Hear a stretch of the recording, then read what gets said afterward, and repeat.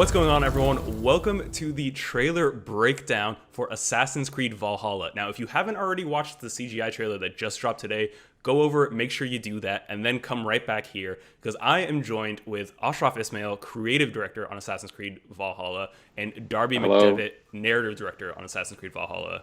Gentlemen, thank you so much for joining us. Thank you for having us. It's a pleasure. Yeah, it's a pleasure. So we're going to go through this trailer here and sort of break down some parts, pause and play, and hopefully y'all could shed a little bit more light on some things for us. So why don't we go ahead and start it? They are heartless. So right off the bat, I do want to stop this here. And Ashraf, I wanted to talk to you a little bit about this settlement we're seeing, because I know settlements play a big role in Assassin's Creed Valhalla. Yes, here what we're seeing is it's a settlement in Norway, a Norwegian settlement. The idea of home and settling, it's very important to Assassin's Creed Valhalla. A big part of the motivation of the story and the journey of Eivor, our hero, is about this idea of home and having this thriving settlement. What we're seeing here, again, is in Norway. This is home in Norway. Yeah, so let's keep going here, because I don't think they're staying in Norway for long. So, Darby, we see this giant statue here. Who is this exactly? This is a statue of Odin, one of the many gods in the Norse pantheon. It was pretty common before big events, before battle, before feasts, for the Norse to give offerings to the gods, sacrifices, in exchange for favors. This was not a religion that had where there was like an interventionist aspect where the gods were always watching over you, protecting you. They were a little bit more like humans. You had to do something for them and they would do something for you. So this is what we're seeing here, is kind of a something's about to happen, and they're sort of going and asking for favors. Godless barbarians.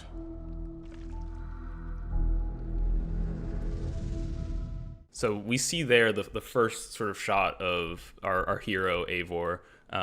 What's happening here? Why are they getting their face covered? So here, as Darby mentioned, we have a ritual because we're about to go out.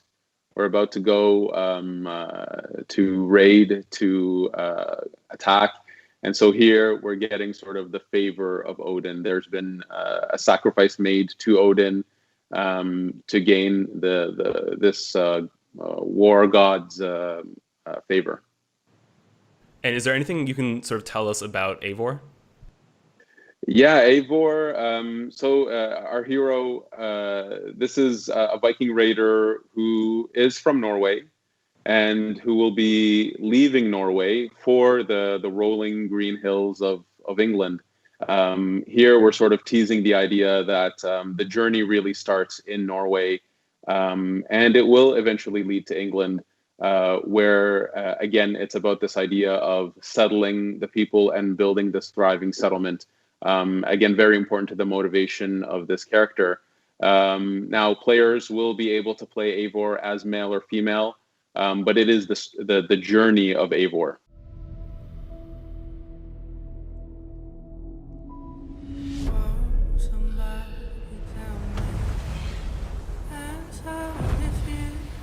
So we see them here setting sail for England, right? Yes, absolutely. And kill blindly. So I want to stop right there for a second too, because we hear the voiceover saying they murder and kill blindly, but then you see them clearly stopping when they see this woman and child in front of them. Was that something you wanted to there's that maybe myth of the Vikings? Is that something you wanted to explore here, Darby? Yeah, well, I mean, certainly, a lot of what we know about the Vikings comes from the people who they raided. The Viking Age started at the end of the 8th century with an attack on Lindisfarne in England. And the English like to write about it, and certainly a lot of the accounts are very brutal. What we're trying to do is actually show the complete sort of story of an entire culture And when you actually jump forward to when our game is set, there's a lot of settling going on. There's not just raiding, but there's Norse coming over from Norway, from Denmark, and settling in England. And our game depicts a lot of that aspect of settling and integrating with the population. So, and that integration actually happened fairly quickly and easily. So we know that there was a lot of mutual, a lot of similarities between the two cultures that allowed this to happen. So what we're going to portray in this game is that it's not just about brutality and violence and wanton masochism. There's a lot of thought that goes into these raids, these battles, and then where these Norse settle, and the friends they make and the alliances they make. So we try to show a complete picture. Yeah, and you referenced the time period there. What time period are we talking? So this game takes place. The main story begins in 873 AD. So at a time when England is actually not one kingdom. It's not called England at the time, except as a land, but it's not a country. There's actually quite a few kingdoms inside England. So England itself is fairly fractured at this time, with many different kings that rule over different parts of it. Yeah, I think we might see one of those kings in just a second. They scour the lands of England. Lands they will never defend. What we're showing here is that they've left Norway and they've decided to now not just raid and attack England, but to actually build a community there. And as Darby mentioned, integrate themselves into the local society and become a part of it. One thing that history doesn't really say until you dig, which is a lot of these people were farmers, they were traders, settlers, and they actually worked quite hard to integrate themselves into, let's say, England in this example. So here we're showing off this aspect of them, but from a game perspective, this is also something that's very important to the motivation of the game. Building your settlement, growing it, making the choices as a leader within this community about how you want to grow your settlement. This is very important. And here we're kind of giving a little taste of that. Yeah, one thing that I think the English, or let's say the Saxons, you'd call them at the time when they were living there, they had a lot of, because of the church, they had a lot of writing, so they were able to leave behind a lot of records. But so archaeologically, we have to actually go and look at other sources to see how well they actually integrated. And if you look at a map of England now and you see any town with the ending of Thorpe or by, B, that's probably means it was a Viking town or a Norse or Dane town settled. So we know just by the sheer number of them, hundreds of these towns, we know that they were actually very successful settlers. Never love. The time has come to speak. All right, so I think this is one of those kings that Darby, you were mentioning. Who exactly is this? And it's sort of revealed here that this is also the person that's giving voiceover as well. Why does he seem to have such disdain towards the Vikings? Yeah, so this is Alfred, King Alfred, or Alfred the Great. He's the only English king to actually have that title. He didn't give it to himself. But he is the King of Wessex, which is the southernmost kingdom in England at the time. There's also three others: Mercia, Northumbria, and East Anglia that we deal with. And he specifically is known for being one of the most staunch opponents of the Viking invasion. He was the strongest of the kings. He was able to push them back and for a time and deal with them, whereas other kings would rapidly crumble beneath the onslaught of the Danes and the Norse.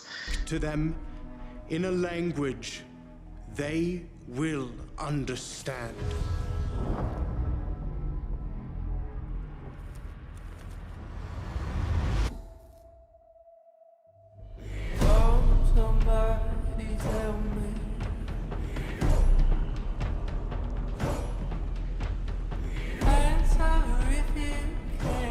So, Ash, here we see Eivor's people coming in on these Viking longships. How do those factor into the gameplay, and what did you learn about them?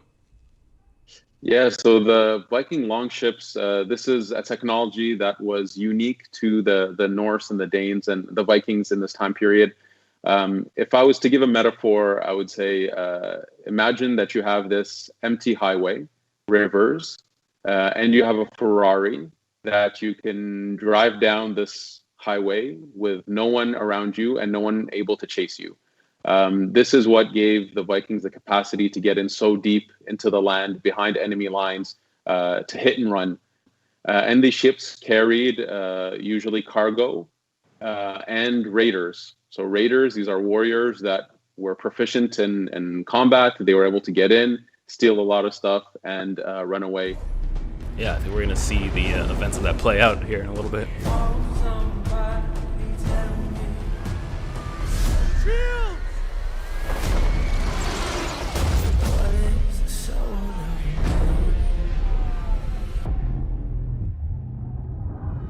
So we're seeing here like a full-on battle taking place in this field. How do raids sort of fit into gameplay, and what did you what did you learn about how Vikings raid once they've gotten out of their longships? Well, there's really two parts. There's raiding, which is much more about kind of hit and run, get into a specific place, steal the riches, create a bit of chaos to make people flee, run away, to give them time to steal. That's a raid.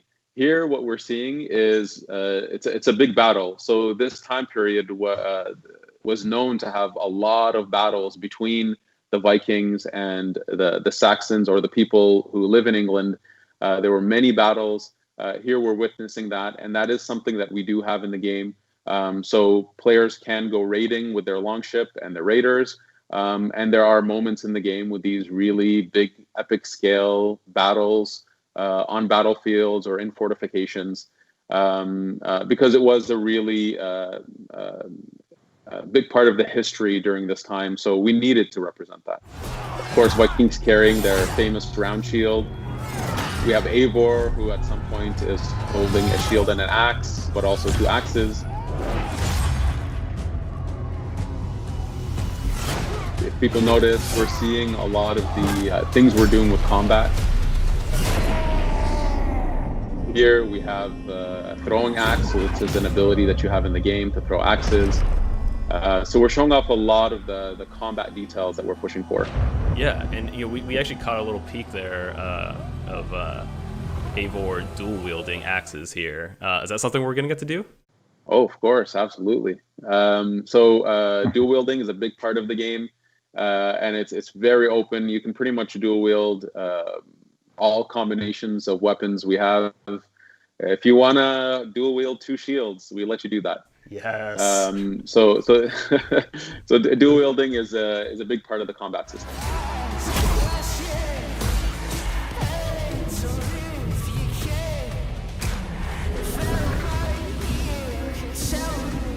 So we get like a little tease here. There's some hooded figure that appears to be standing next to this tree on the battlefield. Anything at all, Ash, you could tell us about this figure here? Here, Eivor believes that he is receiving some kind of favor, and it gives him the sort of, let's say, the will to push forward.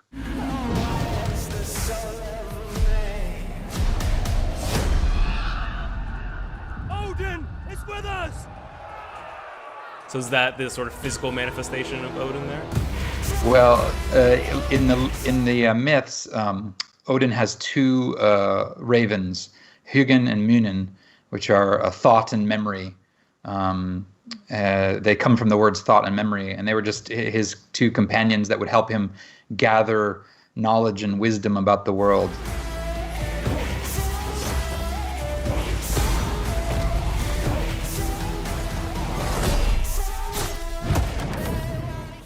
So we see Eivor here getting just about all they can handle. Are we gonna see enemies of this stature, that are this formidable in the game? Yeah, we have. The combat of this time period. If you're going to make a Viking game, the combat needs to be visceral. It needs to be quite brutal. Yes, you meet quite impressive enemies, like this guy here. We would call this guy the ringleader.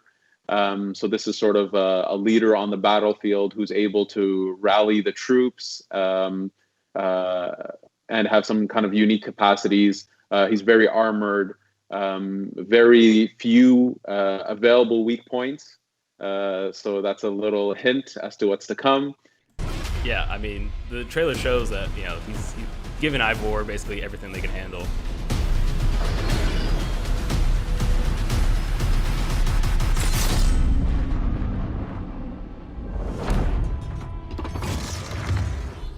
Okay, so this is the coolest thing in the world. There's so much I want to talk about. First of all, the Hidden Blade. The Hidden Blade is back. What was the decision around that? And then it's also mounted on top of the arm for the first time. Where did all those decisions come from? You go first. Let's see here. I'll go first. Okay. We're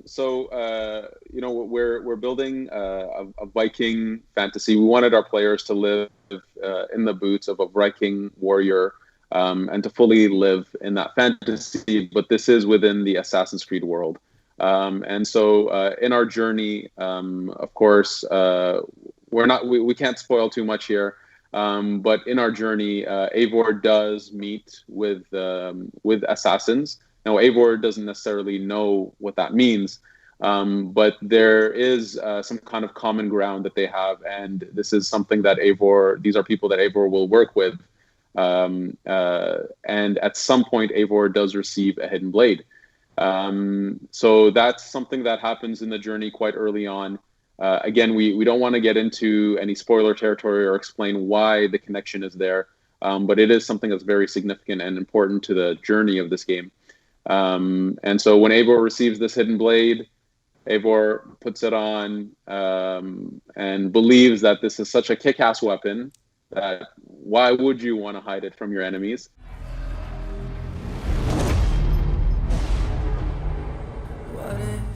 So here again, we wanted to show that Eivor, there's something more to this character than yes, this is a Viking raider, but there is more. There is something unique here. There's a unique journey that our players will go on within this Viking fantasy inside the Assassin's Creed world. Yeah, we spent a lot of time overlapping and intertwining threads to make sure that every moment of it really feels connected, integrated. That it's all, when you play this game, you're in not just a Viking game, but an Assassin's Creed game.